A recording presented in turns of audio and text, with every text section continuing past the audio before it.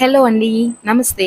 Welcome to my channel Vanitha cakes and vlogs. ఈరోజు వచ్చేసి paneer curry చేశానండి మన ఛానల్‌లో.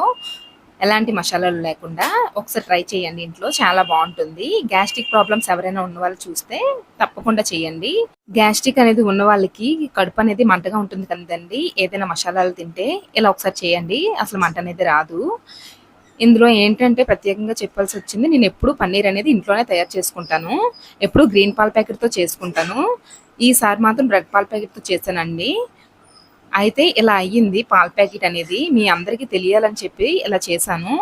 మీరు కూడా జాగ్రత్తగా ఉండండి. ఆల్రెడీ డేట్ కూడా చూసాను. డేట్ అనేది కూడా 2 డేస్ వరకు ఉంది. అయినా సరే ఇలా వచ్చింది. ఎందుకిలా అయిందో నాకస్సలు తెలియడం లేదు.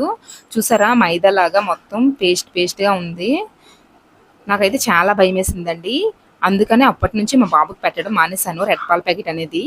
ఫుల్ వీడియో లింక్ టైటిల్ కింద ఇచ్చానండి. ఒకసారి చూసేయండి. బాయ్. Thank you all.